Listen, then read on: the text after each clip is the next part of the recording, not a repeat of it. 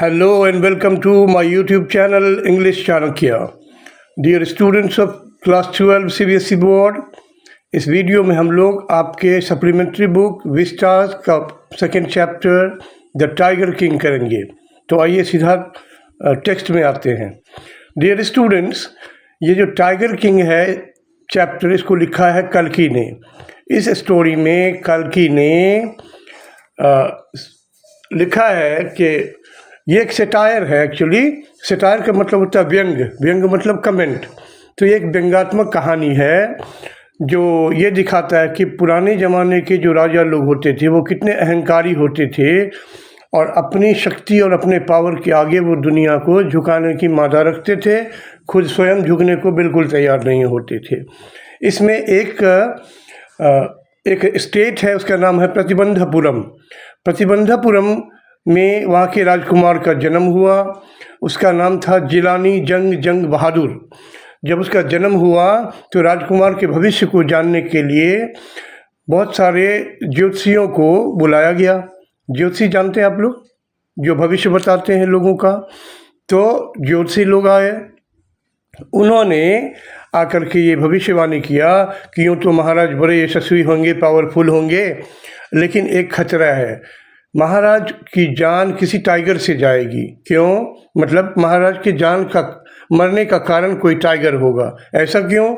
क्योंकि ये जो राजकुमार अभी है, जो बाद में महाराज बनने वाला है, जिलानी जंग बहादुर, इनका जन्म जब हुआ था तो वो बुल आवर था।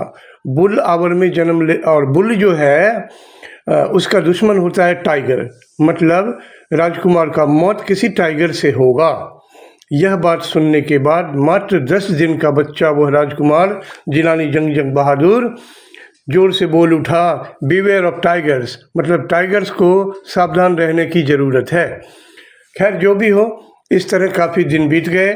जब वो जंग बहादुर जो राजा था, जो राजकुमार था जंग बहादुर, वो 20 साल के हुए, 20 ईयर्स के, तो वो बने राजा।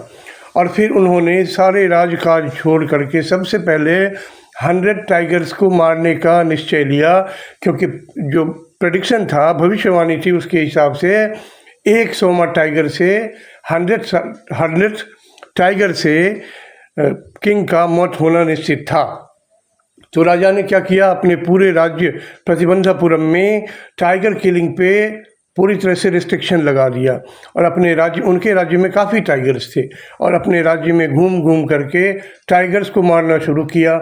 1, 2, 10, 20, 30, 70 टाइगर्स हो गए।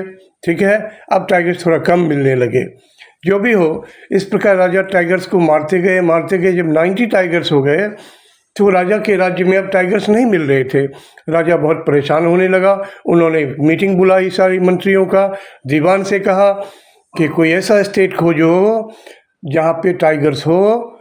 तो ऐसा स्टेट खोजा गया। वहाँ के राजकुमारी से टाइगर किंग ने शादी किया। और इन्होंने क्योंकि 100 टाइगर को मारने का संकल्प लिया था, इसीलिए लोग इन्हें टाइगर किंग बुलाने लग गए थे।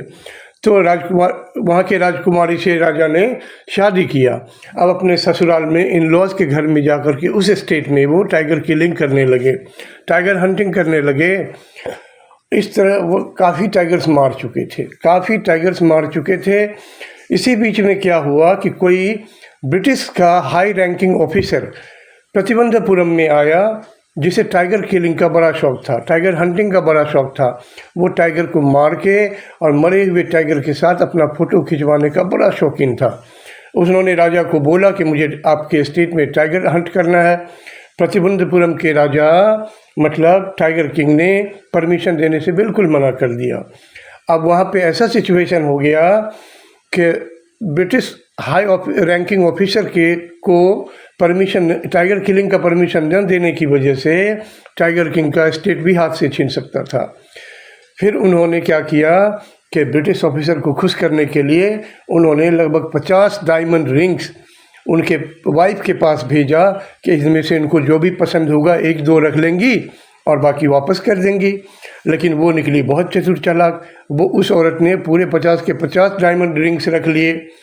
खैर जो भी हो, ये इस तरह ब्रिटिश और टाइगर किंग के स्टेट का जो डिस्प्यूट था, टेंशन था, उसको दूर किया गया। अब राजा 99 टाइगर्स को मार चुके थे, एक टाइगर मिलना बाकी था। मतलब अकॉर्डिंग टू द प्रेडिक्शन, जो भविष्यवाणी थी, उसके हिसाब से 100th किंग से टाइगर किंग की जान को खतरा था। अब वो 100th किंग उनको मिल नहीं रहा। उन्होंने दीवान को और मंत्रियों को बुलाया, मीटिंग किया कि जैसे भी हो, जहाँ भी हो, 100 टाइगर खोजो, उसको मारना ज़रूरी है। अचानक राजा को ये इन्फॉर्मेशन मिला, ये सूचना मिला कि उनके किंगडम के एंड पे, बॉर्डर इलाके में एक गांव है, जिस गांव से भेड़ गायब हो रहे हैं। किसान लोग भेड़ रखते थे, शिप गायब हो रहे हैं। तो शिप का गायब होने का मतलब उस स्टेट में कोई ना कोई टाइगर है जो शिप का शिकार करता है, क्योंकि टाइगर का फेवरेट हंट होता है शिप। तो राजा को ये पता चला कि उस गांव से शिप गायब हो रहा है।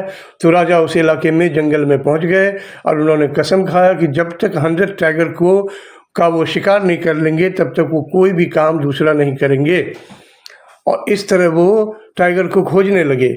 काफ़ी दिन जंगलों में भटकने के बाद जब टाइगर किंग को 100 टाइगर नहीं मिल रहा था, तो दीवान ने सोचा कि अपनी नौकरी बचाने के लिए कुछ करना पड़ेगा। दीवान ने जंगल में से एक बुजुर्ग टाइगर को मंगवाया था, जो कि बूढ़ा था।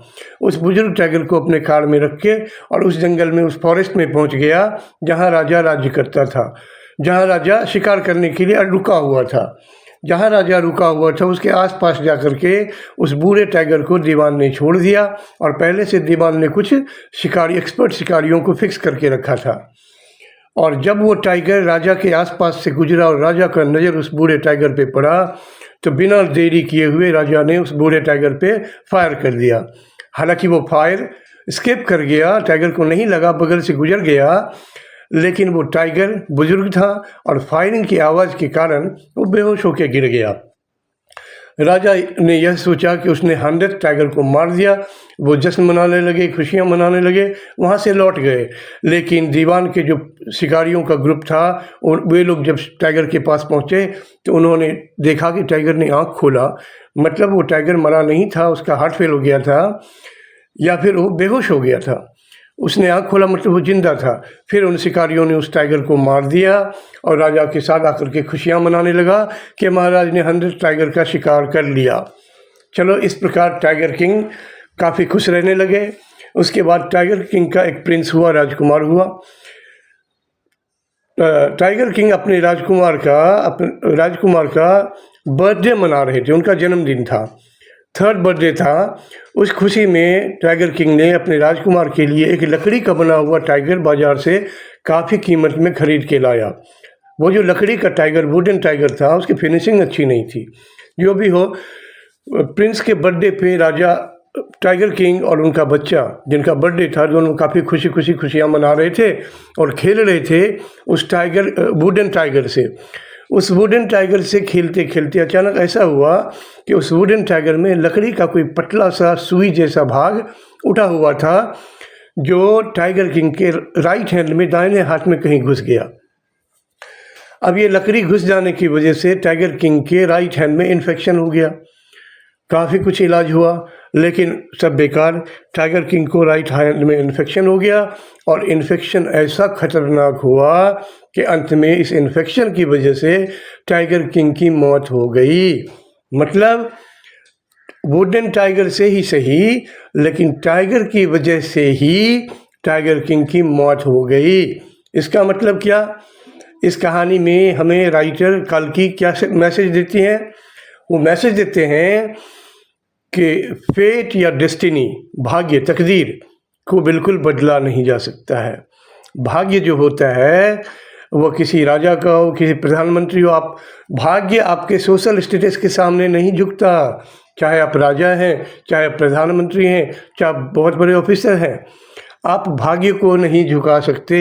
अंत में आपको you have to surrender before the fate, because fate is created by almighty God himself. भाग्य किसी के सामने नहीं झुकता, बल्कि हमें भाग्य के सामने झुकना चाहिए। This is the message of this story, the tiger king. Dear students, अगर ये वीडियोज आपके लिए हेल्पफुल है, आपको अच्छा लगता है, तो मेरे यूट्यूब चैनल इंग्लिश चाणक्य को सब्सक्राइब कीजिए और इन वीडियोज़ को ज़्यादा से ज़्यादा फ्रेंड्स के पास सर्कुलेट करिए, ताकि ज़्यादा से ज़्यादा बच्चों को इन वीडियोज़ का फ़ायदा मिल सके, लाभ मिल सके। मिलते हैं दूसरे वीडियो में, तब तक बाय बाय।